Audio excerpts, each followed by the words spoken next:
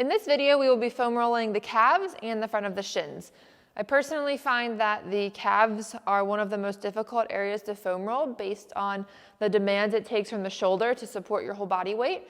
So if you need to take a moment, pause the video because your shoulders are getting tired, feel free, jump back in. So I'll start with the right leg.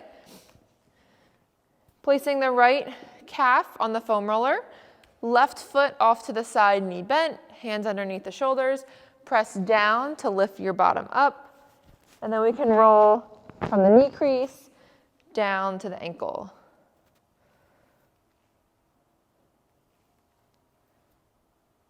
So with the help of this left foot, I'm not getting a ton of pressure through my right thigh.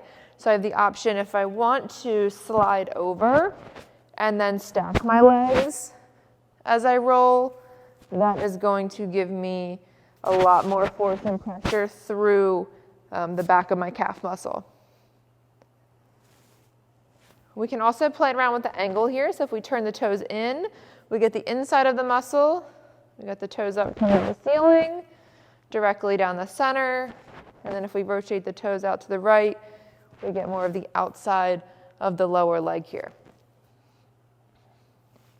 We can also pause if there's a knot that we feel. We can pause and then make circles with the ankle, bring the toes up and down, in and out.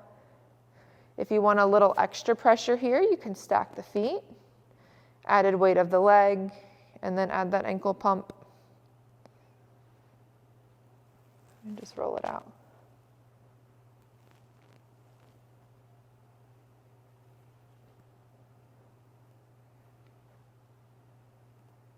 All right, let's switch sides. So I'll just slide the foam roller over. My right knee is going to be bent for a little support, and then I can roll out the left. So my calves aren't that tender, so for just the weight of my left leg rolling on here, I don't feel like I'm really getting much. So I'm going to add my right leg on top so I can really make a change in that muscle.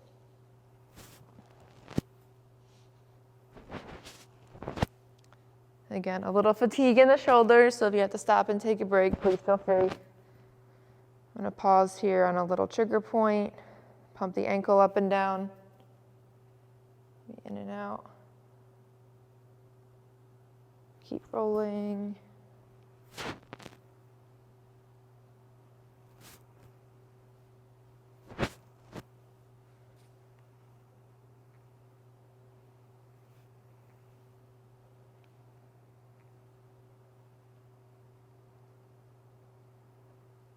Okay, let's flip it over so that we get the front of the shins. So if you feel the front of your shins here, more towards the inside, you can feel your tibia bone, the bone of your lower leg. And then if you move just to the outside of that's going to be the bulk of the muscle here in the front. So just keep that in mind as we roll.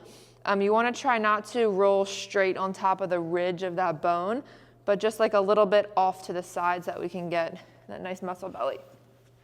So for this part of the leg, we're going to kneel on it with our hands in front of us. And we have two options here. We can kind of push and pull with the hands into the floor.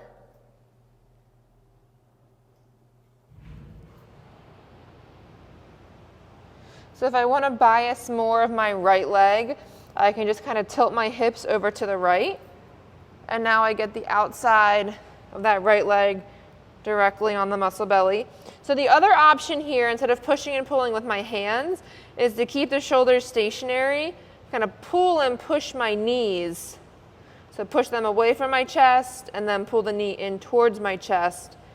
And that's just another variation of how you can get the foam roller to move up and down the lower leg.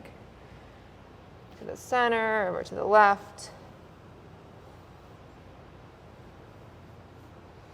Like I said, guys, the lower leg is awkward, a lot of shoulder strength. Just do your best.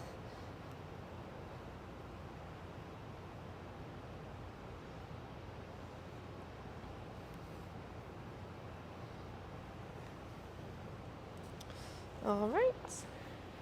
That completes the shin and the calf. Great job. Keep pushing through it.